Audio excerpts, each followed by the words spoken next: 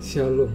Tema-tema Injil dalam surat Paulus yang terpendek secara mengejutkan sangat penting.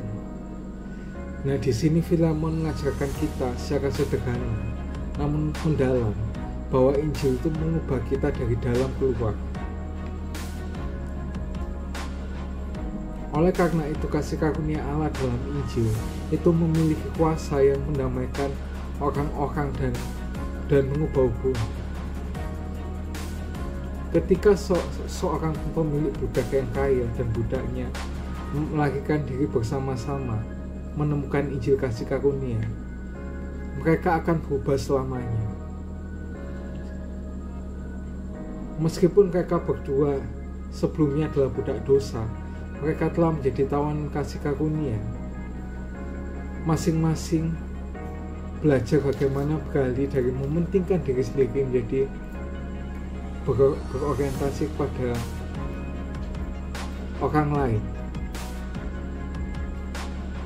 Dengan cara ini, Filemon dan Onesimus mengikuti jejak pendamaian dari guru mereka, yaitu hamba Yesus Kristus, yang walaupun dalam rupa Allah tidak menganggap kesetaraan dengan Allah itu sebagai milik yang harus dipertahankan, melainkan telah mengosongkan dirinya dan mengambil rupa seorang hamba.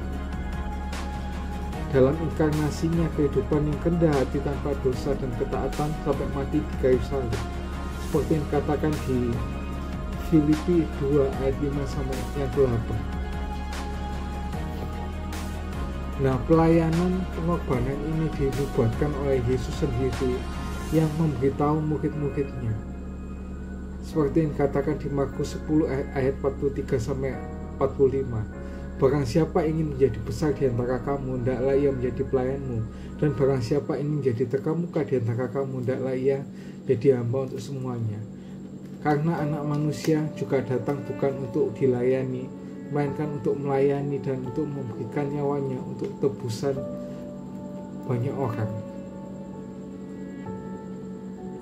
Karena Kristus damai utama yang membawa damai di kayu salib, seperti yang dikatakan di Kolose 1 ayat yang 20, kita harus membiarkan damai Kristus memerintah dalam hati kita, dalam semua hubungan kita. Karena kita adalah satu tubuh dengan Kristus yang adalah kepala kita, seperti yang dikatakan di Kolose 3 ayat yang ke-15. Dengan cara ini, Injil akan mengubah kita dari dalam keluar, bukan dengan memaksa kita untuk saling mengasihi, tapi untuk mengubah keinginan kita sendiri. Nah, karena ini dikit juga seperti tadi dari 1 Tesalonika ke 2 Tesalonika, ini habis Filemon langsung kita ke Ibrani. Nah, kitab Ibrani ini memaparkan Injil setidaknya dengan 5 cara, yaitu menunjukkan hubungan antara pribadi Kristus dengan pekerjaannya, menunjukkan keunggulannya terhadap pribadi dan lembaga-lembaga perjanjian lama, menggarisbawahi kebutuhan manusia akan penebusan, terus memperingatkan tentang kemurtadan dan menasihati orang yang mengaku percaya untuk bertekun. Yang pertama, kitab Ibrani secara luar biasa menggabungkan pribadi dan karya Kristus. Pasal 1 mengajarkan keilahian Kristus yang sama kuatnya seperti bagian manapun di dalam kitab suci. Pasal kedua menyoroti tentang kemanusiaan Kristus.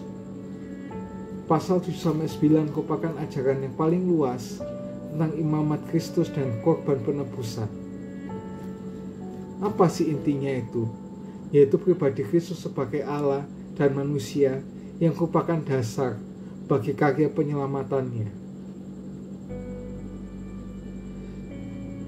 Pribadi Kristus sebagai Allah dan manusia merupakan dasar bagi karya penyelamatannya.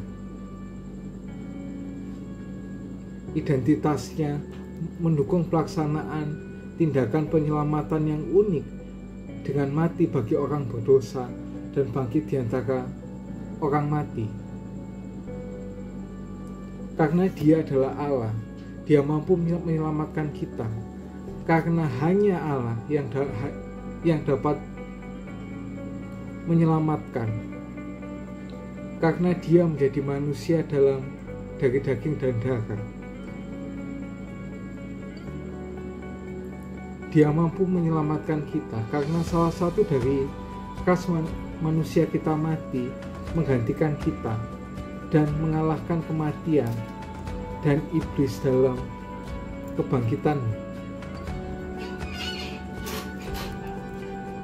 Yang kedua, Ibrani menunjukkan keunggulan Kristus terhadap nabi-nabi, pribadi-pribadi dan lembaga-lembaga yang ada di Perjanjian Lama.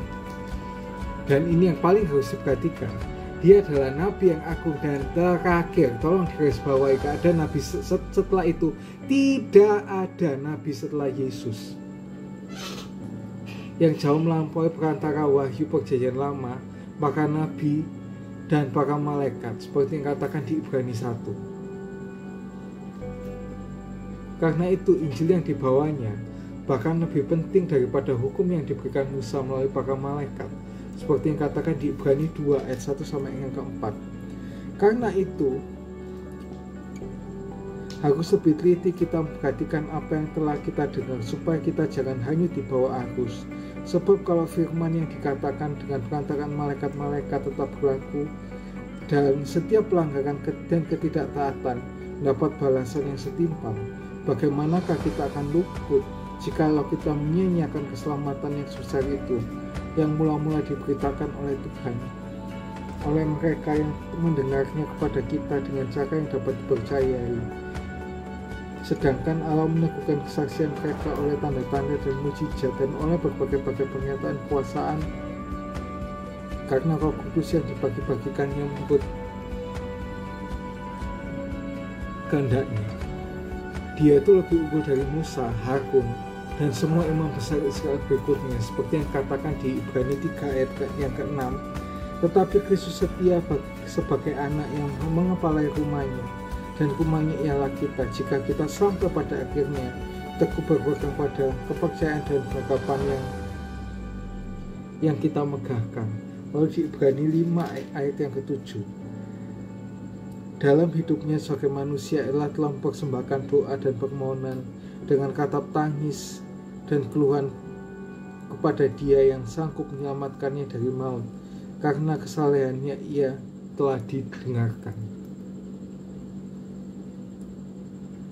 Ini karena Yesus adalah seorang imam yang menurut tata cara Melkisedek, yang tidak seperti anak-anak Harun yang yaitu hidup selamanya dan dengan demikian memiliki imamat yang kekal. Dia adalah imam besar agung yang mempersembahkan dirinya sebagai persembahan terakhir yang membawa akhir dari korban dan menyelamatkan sampai akhir mereka yang datang pada Allah melalui Dia, seperti yang dikatakan di Ibrani pasal 9 sampai 10. Yang ketiga itu kebutuhan akan Kristus. Ibrani menggarisbawahi kebutuhan manusia akan penebusan.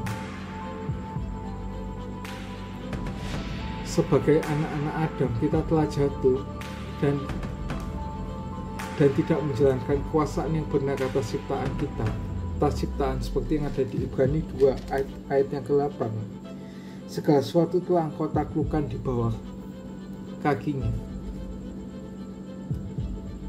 Kita diperbudak oleh rasa takut oleh kematian dan oleh Dia yang memiliki kuasa atas kematian, yaitu iblis, seperti yang dikatakan di Ibrani 2 ayat 14 sampai 15. Karena anak-anak itu adalah anak-anak dari darah dan daging, maka ia juga menjadi sama dengan mereka dan mendapat bagian dalam keadaan mereka, supaya oleh kematiannya ia memusnahkan dia, yaitu iblis yang berkuasa atas maut, dan supaya dengan jalan demikian ia membebaskan mereka yang seumur hidupnya berada dalam perhambaan karena takutnya kepada maut.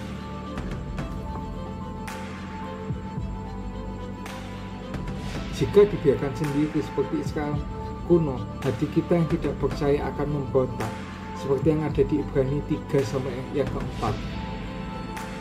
Kita najis dan membutuhkan darah Kristus yang membuktikan kematiannya yang penuh kekerasan untuk dibersihkan untuk melayani Allah yang hidup, seperti yang katakan di Ibrani 9 ayat yang ke-14, ayat 23, dan juga Ibrani 10 ayat yang ke-22.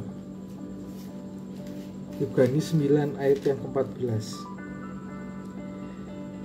Betapa lebihnya darah Kristus yang oleh Roh yang kekal telah mempersembahkan dirinya kepada Allah sebagai persembahan yang tidak bercacat, akan menyucikan hati nurani kita dari perbuatan yang sia-sia supaya kita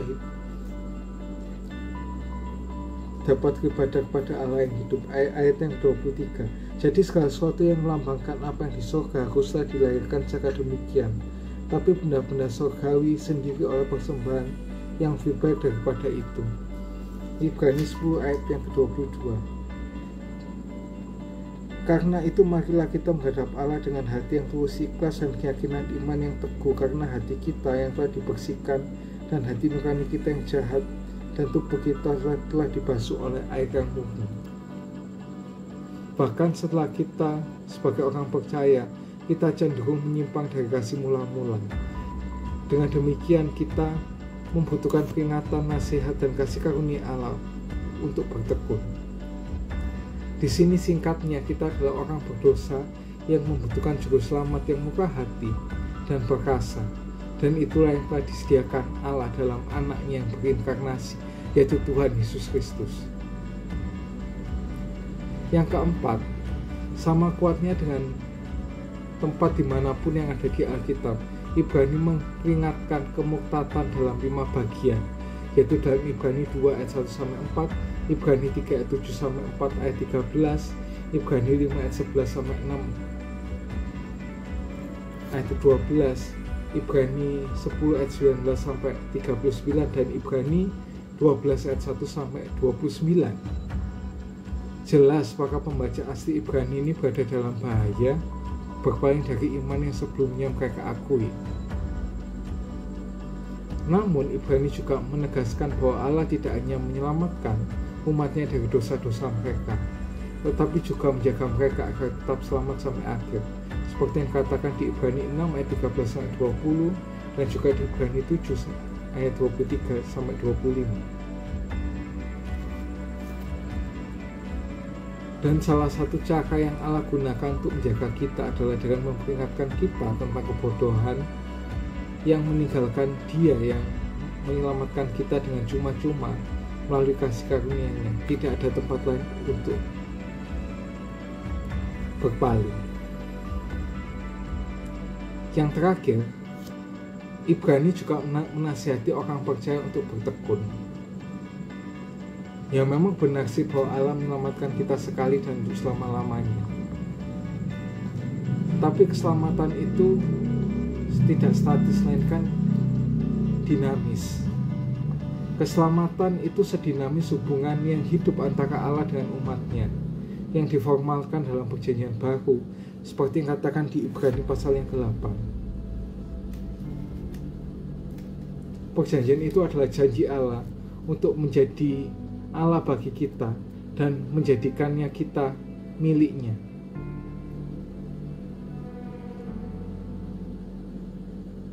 Karena Ia mengasihi kita, Ia tidak hanya meyakinkan kita akan kasih, tapi dengan janji dan sumpah, tetapi juga menasihati hati kita untuk terus hidup taat dengan iman, untuk terus berkumpul dengan orang-orang percaya lainnya untuk beribadah, dan tidak mengeraskan hati kita terhadapnya dalam pemberontakan.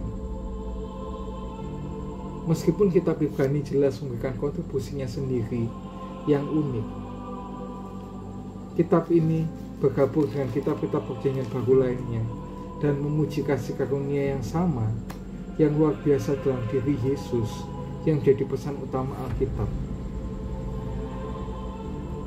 Inti pesan kitab Ibrani adalah Injil, kabar baik bagi penebusan dosa, bagi orang-orang yang berdosa yang sedang berjuang.